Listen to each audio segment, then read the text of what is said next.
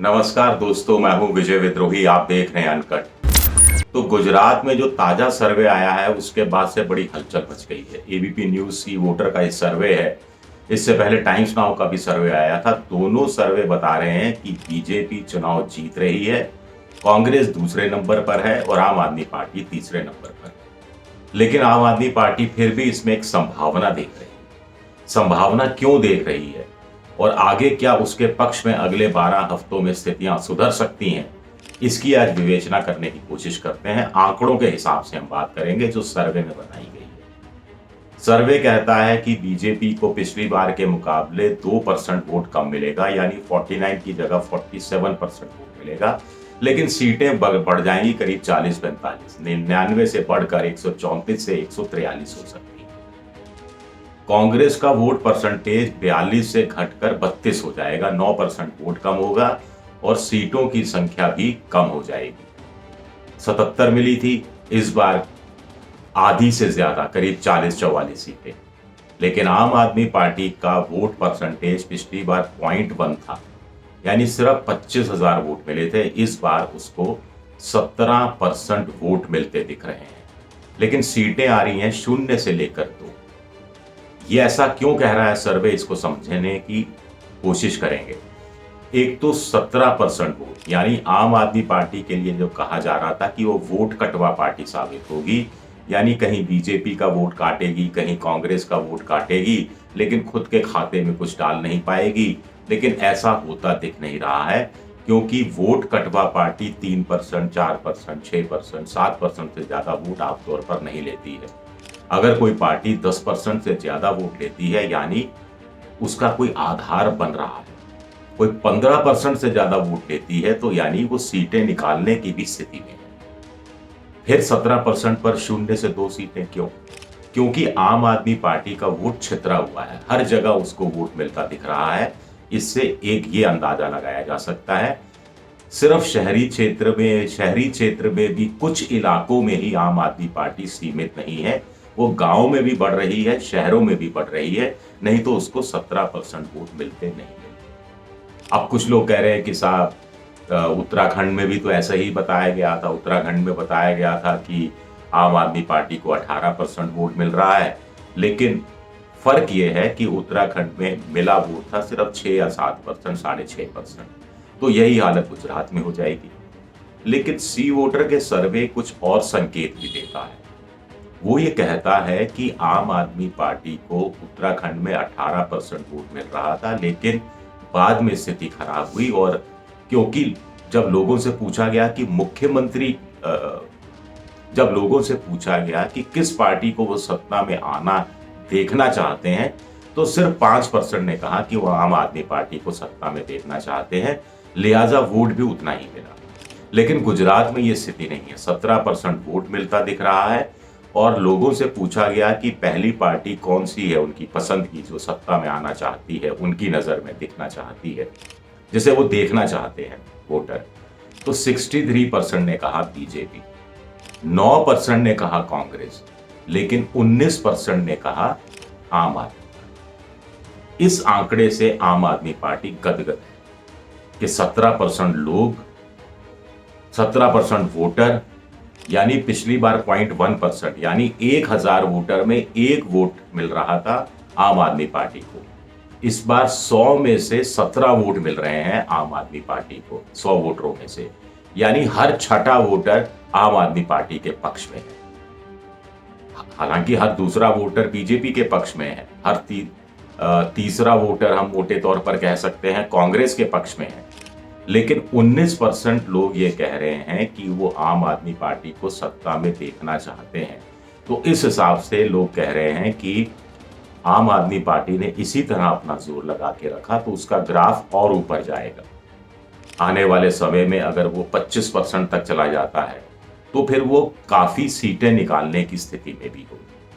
अब सीटें कहां से निकालेगी?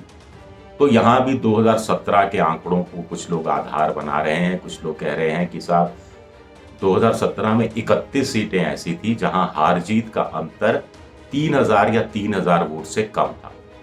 इन 31 सीटों में से 17 सीटें बीजेपी ने जीती थी। और 14 सीटें कांग्रेस ने जीती थी। अब कहा जा रहा है कि केजरीवाल की नजर इन 31 सीटों पे है और खास तौर पर उन 14 सीटों पर है जो कांग्रेस जीती थी 3000 से कम अंतर से। और इसमें से अगर आम आदमी पार्टी सीटें निकाल जाती है तो वो अपना संख्या ठीक ठाक सीटों की कर सकती है और यहाँ उसको एक संभावना दिखती है। दूसरी संभावना आम आदमी पार्टी शहरी क्षेत्र की उन 26-27 सीटों पर देख रही है जहां पर बीजेपी का जीत का अंतर 10,000 वोटों से कम का था। आम आदमी पार्टी को लगता है कि अगर इन 26, 27, 28 सीटों पर पूरा जोर लगाएं और शहरी क्षेत्र में युवा वर्ग, महंगाई है, बेरोजगारी है के मुद्दे पर उनके साथ आने के लिए आम आदमी पार्टी की नज़र में बेताब दिखाई देता है, तो ऐसे में अगर कुछ सीटें वो निकालती है तो फिर वो अच्छा खासा डेंट मार देती है। आगे बात करने से पहले तो अरविंद केजरीवाल के एक दावे का जिक्र कर देते हैं। वो कह रहे हैं कि साहब आईबी की एक रिपोर्ट आई है, इंटेलिजेंस ब्यूरो की खुफिया विभाग की रिपोर्ट आई है जो कह रही है कि आम आदमी पार्टी जीत रही है। वो ये नहीं बता रहे रिपोर्ट क्या है, वो ये नहीं बता रहे कि आईबी की रिपोर्ट पे आम आदमी पार्टी को कितनी सीटें मिल रही हैं, लेकिन संकेत ऐसे सूत्रों के हिसाब से मिल रहे हैं कि आईबी ने अपनी रिपोर्ट में बीजेपी के लिए कहा है कि उसको 65, 70, 75 सीटें मिल सकती हैं, यानी 75 से ऊपर आईबी की नज़र में आज की तारीख में बीजेपी जाती हुई दिख नहीं रही, यानी साफ साफ है कि वो बहुमत नहीं ला रही है। सबसे बड़ी पार्टी है वो बन रही है या इससे भी ज़्यादा आम आदमी पार्टी लेकर जा रही है, हम कुछ नहीं कह सकते। या ये आंकड़ा ही फर्जी है, ये माहौल बनाने के लिए, हवा बनाने के लिए पेश किया गया है, तो भी हम कुछ नहीं कह सकते। ये तो अरविंद केजरीवाल ही बता सकते हैं।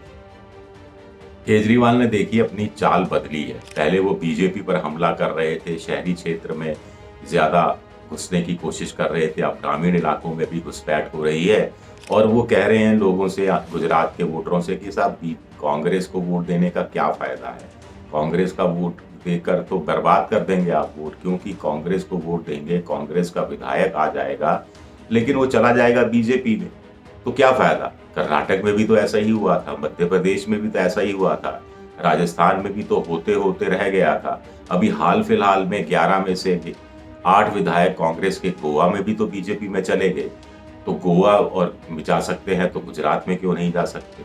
एकनाथ शिंदे भी 40 शिव सैनिकों को बीजेपी में ले गए, एक तरह से पार्टी तोड़ दी। तो उनका कहने का मतलब है कि कांग्रेस को वोट देने का मतलब है बीजेपी को ही पुख्ता करना। ऐसा कह के जो बीजेपी को वोट नहीं देना चाहते और वो असमंजस में है कि कांग्रेस को दें या आम आदमी पार्टी को दें, उनको अपने पक्ष में लाने की कोशिश कर रहे हैं। केजरीवाल अच्छी तरह से जानते हैं कि जब तक बीजेपी का विरोध करने वाले वोटर को ये यकीन नहीं हो जाएगा कि केजरीवाल सीट निकाल सकते हैं या कांग्रेस हार सकती है, तब तक वो लोग कांग्रेस की जगह आम आदमी पार्टी को वोट नहीं देंगे, किसी सूरत में नहीं देंगे। इसलिए भी वो अपने जो चुनाव की रणनीति है, स्ट्रेटेजी है, उसमें परिवर्तन कर रहे हैं। अब सी वोटर का इशारा ऐसा भी है कि साहब देखिए पंजाब में भी आम आदमी पार्टी ने जब भगवत मान जैसे एक बड़े चेहरे को मुख्यमंत्री के रूप में प्रोजेक्ट किया तो सीटें उनकी बहुत बढ़ गई और 92 तक पहुंच गई। उससे पहले के सर्वे में तो हंग असेंबली की बात हो रही थी। आम आदमी पार्टी की दिक्कत है कि इतना बड़ा चेहरा उसके पास गुजरात में कोई नहीं है। अभी तो कैंडिडेट का ही अभाव है, संगठन का ही अभाव है, कार्यकर्ताओं का भी अभाव है।